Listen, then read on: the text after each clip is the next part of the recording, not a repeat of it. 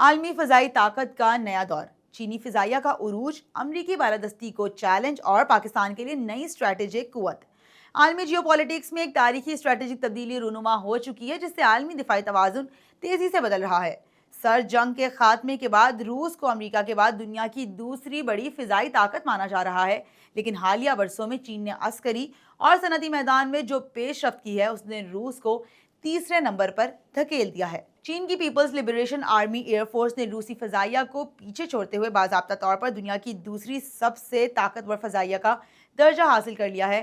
برطانوی think tank Royal United service انسٹی ٹیوٹ کی حالیہ ترین رپورٹ کے مطابق چین کے 5th generation J-20 stealth fighter programme کی بے پناہ پیداواری صلاحیت نے روس کو بہت پیچھے چھوڑ دیا ہے، اور اب یہ براہ راست ایشیا پیسیفک خطے میں امریکی فضائی بالادستی کو ختم کرنے کے قریب پہنچ چکی ہے۔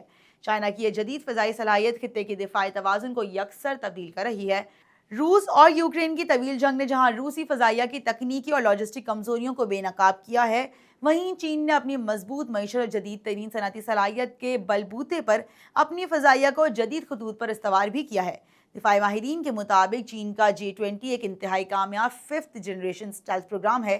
J-20 طیاروں کی بڑھتی تعداد امریکہ کے F-35 کے مقابلے میں چائنا کو ایشیا پیسیفک خطے میں واضح برتری فراہم کر رہی ہے۔ روس کے پاس اس معیار کے اسٹیلتھ طیارے انتہائی محدود تعداد میں موجود ہیں۔ گزشتہ چند سالوں میں روس کی فضائیہ یوکرین کے خلاف طویل جنگ میں پھنسے مغربی پابندیوں اور انجن کی سپلائی چین میں خرابی کے باعث اپنے 5th جنریشن طیارے Su-57 کی پیداوار بڑھانے میں بری طرح ناکام رہی ہے۔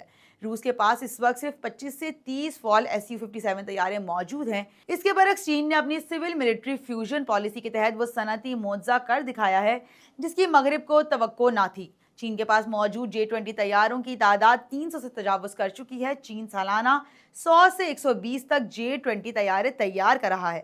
دفاعی ماہرین کے مطابق 2030 تک چین کے پاس 1000 سے زائد J-20 اسٹیلتھ طیارے ہوں گے، جو کہ بحر الکاہل میں موجود امریکی طیاروں کی مجموعی تعداد سے بھی کہیں زیادہ ہو سکتے ہیں۔ اس کے علاوہ چین اپنے دوسرے اسٹیلتھ طیارے J-35 پر بھی تیزی سے کام کر رہا ہے۔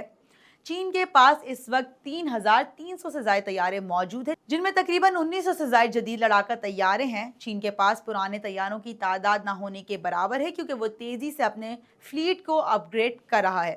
روسی فضائیہ کے پاس مجموعی طور پر تقریباً 3800 سے زائد فضائی اثاثے ہیں، لیکن ان میں بڑی تعداد ہیلی کاپٹرز، پرانے ٹرانسپورٹ طیاروں اور سوویت دور کے لڑاکا طیاروں کی ہے، جو جدید جنگ کے معیار پر پورا نہیں اترتے۔ چین کی اس بے پناہ پیداواری صلاحیت کا براہ راست فائدہ پاک فضائیہ کو پہنچ رہا ہے۔ پاکستان ایئر فورس پہلے ہی چین کے تیار کردہ J-10C اور مشترکہ تعاون سے تیار کردہ JF-17 تھنڈر طیارے استعمال کر رہی ہے۔ اس کے علاوہ پاکستان نے چین سے تقریباً 40 J-35 اسٹیلتھ فائٹرز حاصل کرنے کا عزم کر رکھا ہے، اور پاک فضائیہ کے پائلٹس اور تکنیکی عملہ پہلے ہی چین میں J-35 اسٹیلتھ طیاروں کی ٹریننگ شروع کر چکے ہیں۔ پاکستان چین کا سب سے قریبی اور قابل اعتماد اسٹریٹجک پارٹنر ہے۔ پاکستان کے لیے چائنا کا یہ عروج خطے میں طاقت کا توازن برقرار رکھنے کی ضمانت کے ساتھ ساتھ ایک زبردست اسٹریٹجک ڈھال بھی ہے۔ چین کا دنیا کی دوسری بڑی فضائی طاقت بننا اور امریکہ اجارہ داری کو توڑنا 21ویں صدی کی سب سے بڑی جیو پولیٹیکل حقیقت ہے۔ عالمی سطح پر صرف چین کی فضائیہ ہی وہ واحد طاقت ہے جو امریکی فضائی بالادستی کو براہ راست اور مؤثر چیلنج دے سکتی ہے۔ بیجنگ کی یہ مضبوطی پاکستان کے لیے ایک اسٹریٹجک ڈھال کی مانند ہے۔